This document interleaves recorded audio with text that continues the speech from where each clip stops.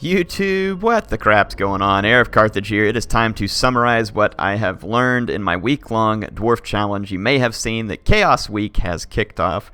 The vote was on Twitter. If you don't follow me on Twitter and you want to be involved in that kind of stuff, please do. It's at @airtweets. I'm not doing it to just try and rack up followers or anything else like that.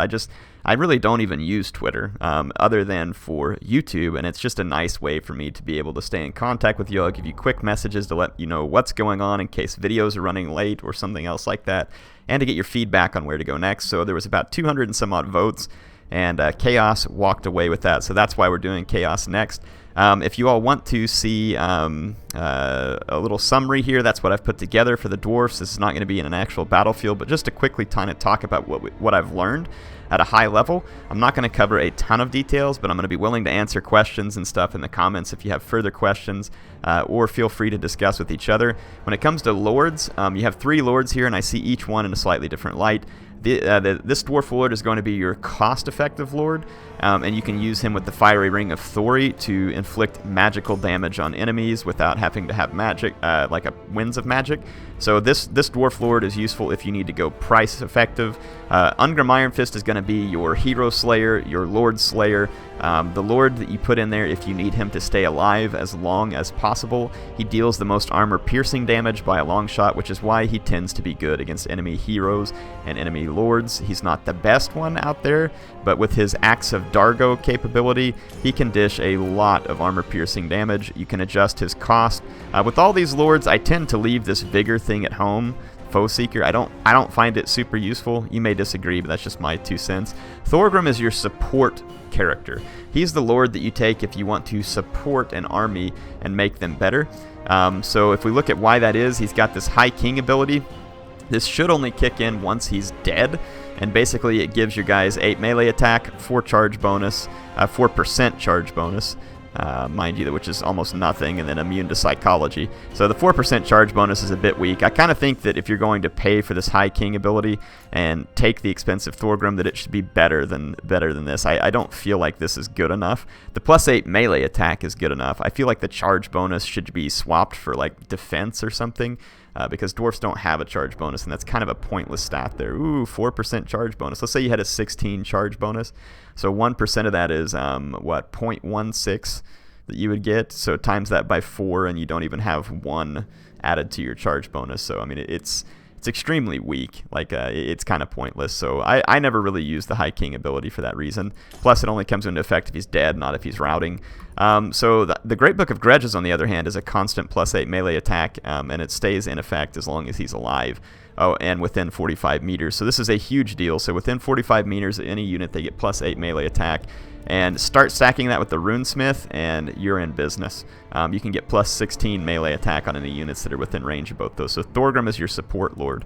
From a hero standpoint, I never really tested the Master Engineer, so I'm not going to speak to him here. I don't really feel like that what he offers is super important, though it could be. I don't know. It definitely necessitates some testing, but I don't see a lot of people suggesting it. The Thane is a great hero for basically being a hit point sponge. If you get rid of this dumb Foe Seeker ability, keep the one that gives him the extra charge bonus and armor piercing, and then combine that with either a Potion of Healing or a Potion of Strength. And for a relatively low cost at about 831, you get a unit that can tank a charge, can tank a ton of damage, can use that healing potion, who can slow down enemy heroes, lords, cavalry, all that kind of stuff. And pretty effectively do so. I find the Thane to be very useful against factions where you're going to be fighting up against very superior infantry, because they can help tank out some damage and support cheaper units. The Runesmith is almost an invaluable player in the Dwarf world. This Forge Fire, personally, I feel like this is worthless. Again, if it was +4 armor piercing damage, that would be nuts. But it's only +4% armor piercing damage, which again, if we take a standard like Dwarf Warrior unit, take a look at the weapon strength, we'll see that the armor piercing damage is 21, 1% of that is 0.21, multiply it by 4, and you're not even gonna get it. If it rounds up, it gives you the benefit of the doubt, you go from 21 armor piercing to 22. If someone thinks that's worth it, let me know, but I really don't. So when I'm going to use this guy, I usually drop Forge Fire because it's 143. You're going to get this Rune of Oath and Steel plus 15 armor, might as well.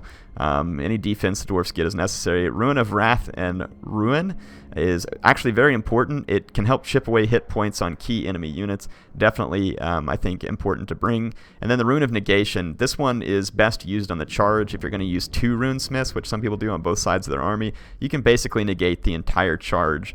Or I say that, you can negate a huge portion of the charge, and especially if you have units that have a charge defense against all, which is rare, but you can, even the ones with charge defense against large, you can negate a ton of charge damage. Very useful. Now over here, you're going to have the Master Rune of Grundy, which does plus 20% missile resistance. This is going to be good versus factions like the Empire, who you think might skirmish you to death, or Bretonnia, for instance, can be very helpful. Master Rune of Groth One Eye. This one is, I think it's a good one. You bring it especially when you're going to be supporting cheap armies of miners and dwarf warriors. That can help boost them up and keep them in the fight even longer. The Master Rune of Stromny Redbeard. This one's fantastic. The extra 4 leadership means that you can get a total of plus 12 leadership from the runesmith, which is awesome. And then the plus 8 melee attack. Stack that with Thorgrim, and like I said, you have 16 melee attack, which is nuts. The runesmith is an invaluable part of a dwarf army in almost every battle, in my opinion. Appropriate against nearly every faction. Can do a ton of good. Sometimes even 2 of them are appropriate, so keep that in mind. Just a quick tip on there: never ever use the Rune of Grundy against Chaos or the vampires. It's a waste of money because they don't have missiles, so just keep that in mind. The infantry, the dwarfs stack up a lot of very defensive infantry that has both standard weapon variants and the normal weapon variants. The normal weapon variant units tend to come with a shield, and they tend to have a charge defense against large, so that if you put them in very deep formations, they can resist a cavalry charge somewhat successfully. It requires you to be very defensive. The great weapon variants of all these units in here are obviously exactly what you would expect. They are anti-armor, they do not have a shield, and they are vulnerable to missiles and charges. So these guys are best used, like say for instance you're going to play the Chaos Warriors, that you would want them in their front line against what's bound to be some heavy armor Chaos units. Or I find that sometimes the great weapon units can be useful at taking down cavalry, because cavalry tends to come with very high armor. So if you take the charge with a unit like Miners, which is very cheap, and then follow it up with one of these units with high armor piercing, it can be useful. Slayers are going to be a unit that is best used like in the center of your formation. Never take a charge with it, keep it away from missiles, and it's going to do very well at helping to whittle away monsters and cavalry and all that other kind of stuff. They are not good against infantry. They are very quick for a dwarf, so that can be useful, but their price in my mind is still a little bit forbidding. Be careful with your use on these guys, don't go too far. Hammerers are going to be a unit that if you need to deal significant damage, you can bring them. Be aware they are very vulnerable to missiles and cavalry charges, but these guys can dish out huge amounts of damage, especially when they're under the influence of Thorgrim and the Runesmith. At 44 melee attack, and then when you look at their weapon strength, 40 of it is armor piercing. These guys are going to do immense damage. So again, keep these guys safe from charges, keep them safe from missiles, and they can pay themselves off in certain situations. Again, would recommend them against factions that you think are going to be using high armor units. Iron Breakers, their charges are not going to be very good against armored units, but they can disrupt a charge. They can even throw them while they're engaged in combat. This unit, when buffed by a Runesmith and Thorgrim, is going to stand its ground for a substantially long time. 68 melee defense, you could push that attack all the way up to 46. They do not deal armor-piercing damage very well, though. If we take a look here, it's only 7, so these are going to be better, I think, against factions like the Greenskins, who tend to not field a lot of high armor infantry. Black Orcs could still be a problem, but against a lot of other cheaper Orc units, I could see the Iron Breakers maybe paying off, or maybe say versus Bretonnia or other factions that can't really field a lot of high armor infantry. Though be careful of Bretonnia, they can field a crap load of halberds, which will trade very effectively with the Iron Breaker. If we take a look at Skirmishers, Quarrelers are fantastic. The great weapon version, if again under the influence of Thorgrim and a Runesmith, they can actually do quite a lot of damage in melee, but their cost usually makes them a little bit forbidding. I would stick with the standard variety because they come with a shield, which is what makes these guys quite possibly the best skirmishers in the game, in my opinion. Thunders are definitely the best gun unit in the game because, once again, they have a shield, they have nice range, they have good armor piercing damage. These guys are going to be your monster and cavalry slayers, and also for picking at lords and other specialty units. Iron Drakes with a flamethrower. I did find that these guys are going to be useful against certain factions. Like, for instance, if you were going to play against Bretonnia and you know that they were going to bring like a whole bunch of halberds. Halberds do not have a lot of armor.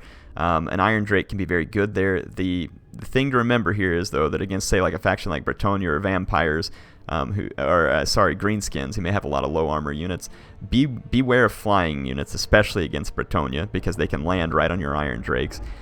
These guys are easy to kill. You would have to have plenty of quarrelers to cover them from enemy bowmen. But again, they can be useful. They can fire over your lines. They will do a lot of damage to low armor infantry, and can be very useful. Just be very careful how you use them. Their cost is a little bit high. I feel like the cost on both Iron Drake units is too high for these to be worth their risk. I think they should lower these. And I don't know how much, I'd have to think about it. But Trollhammer Torpedo is basically an anti-armor version of these, and again, their cost, even though lowered significantly, is still way out of proportion to the risk that these guys are. If you watch my Chaos battle that's up already, you can see why I say that this isn't worth the risk. These guys right here are a huge liability. They can cause immense damage. Do not underestimate the damage these guys will cause. If they get a volley or two off on one of your lords, they are dead, or one of your monsters. Like, these guys will do immense damage. I've seen them killing a Ragnarok spider in almost one volley if they get a good volley off. So, I mean, they can do well. Protecting them is immensely difficult, so I don't recommend them as a general rule of thumb. Grudge Thrower is a great, cheap anti-infantry artillery piece. Enough said. Gyrocopters without this, so this is the steam gun against the orcs, or maybe Bretonnia is a tricky one. I would almost recommend the brimstone gun, just because you're going to expect so much cavalry and flying units. So I would really say against the greenskins is probably the most appropriate use of these gyrocopters. Possibly against the vampires, but I would still recommend the brimstone gun. The cannon is going to be a good anti-large unit from long range. Can be used to force enemies to attack you, and it can do a lot of damage to enemy cavalry units, so keep that in mind. Pretty decent for the price. Gyrocopter with a brimstone gun, I think this is going to be your go-to gyrocopter because of its armor-piercing missiles. Definitely a fantastic pick in many, many situations for the Empire. Keep these guys close to your quarrelers, and you've got a pretty deadly combination, and then throw in the fact that they can bomb enemy infantry, and the bombs are very effective now after a couple of patches, so do not underestimate the bombs here. Worgen Gun is pretty much overpriced for multiplayer battles. In campaign, this thing's going to be fantastic. You can wreck all over the AI with it, but in multiplayer, my general recommendation is don't bring it, and it's basically the combination of low range to high cost that makes this thing typically not pay off, and it's pretty easily avoided. Gyro Bomber, a single unit model, low hit points. The gun is okay, but again, the single unit model, 11 bombs is great, but chances are this thing's never going to live long enough to pay off an 1150 cost. So again, this is one I would recommend for campaign, not multiplayer. Flame Cannon, same story. Recommend it for campaign any day of the week. This thing can fire over your lines. It causes immense damage, but again, when you look at the cost to range, it's not worth it. The damage is fantastic, but defending this thing in a multiplayer battle is going to be near impossible. Do not recommend it under almost any circumstances in multiplayer. Hope this was a good rundown of what I learned during Dwarf Week. Basically, I think that the number one faction to fear as the Dwarfs is the Empire. They can give you the most grief consistently. They can counter-build anything that you can bring. So that makes the Empire the deadliest faction to the Dwarfs. And I would say the faction that I feel the most comfortable taking on as the Dwarfs would be Chaos, because I feel like the Dwarfs have pretty decent counters to Chaos as a general rule of thumb. And then I would say everything else kind of falls in between. Challenge factions, so factions that you can beat, but you're going to be heavily challenged to do so. Vampires and Greenskins, definitely going to fall in there, and I would also throw Bretonnia in there. Beastmen is an interesting one. It depends on how well the Beastmen can pick their army. The Beastmen can, in a matter of fact, really mess with the Dwarfs pretty badly if they pick a pretty hardcore counter-pick army, but if it's a fairly straightforward Beastmen pick versus the Dwarfs, again, I feel like the Dwarfs had a lot of options, but you still need to be aware of them. So again, when it comes to consistency, I think the Dwarfs can pretty consistently compete with Chaos. I think they're going to pretty consistently get destroyed by the Empire, and then it should be fairly consistent struggle against all the rest. So anyway, that's my thoughts. Put your thoughts down in the comments. I can't tell you all enough how much I appreciate the conversation and the participation, all the replays you sent me this week. Appreciate Legiro and his friend for sending those in. Appreciate those who played me in battles. really a fantastic week. I learned a lot. I think I understand a little bit better about what may need to be done to improve the Dwarfs. Just a couple of quick thoughts from me on that. I forgot. So I would... I'm thinking that I would make it to where some of you still disagree with this, and that's fine. I think the Gyrocopters should be able to fire their brimstone gun while moving, not in a 360-degree arc, still in the same forward-facing firing arc, but they should be able to fire while moving. That would be one change I make to the Dwarfs. The other change I would make is I would probably go ahead and drop the price on the Trollhammer torpedoes, or I would give these... Well, no, I would just drop their price is probably what I'd do. Probably not a lot, but I would drop it a little bit more. The flame cannon, I would go ahead and give it increased range. It already cost a fortune. I would go ahead and give this thing at least 300 or 350 range. Otherwise, I just don't see how it's useful. I understand this thing is ridiculously deadly, and I could be wrong here. As long as it has the short range, it's just never going to be worth it, in my opinion. Tell me what you think. Again, guess I could be wrong.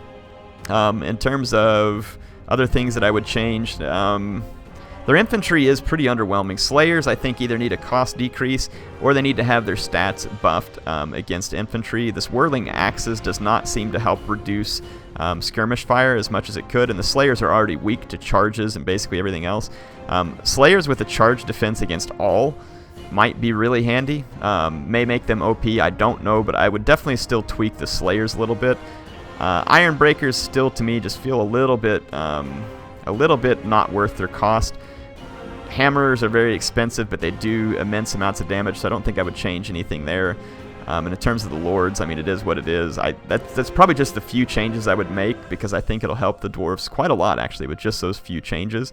One other one that I might suggest, I'm not entirely sure about, but would certainly entertain, should you increase the mass of the Dwarfs a little bit to make it a little bit harder for flying units to toss them around so easy, so that maybe they can help resist that, because really I think flying units are a huge bane to the Dwarfs, because it makes it that much harder to protect their skirmishers. Anyway, that's my thoughts. Hope you all enjoyed this.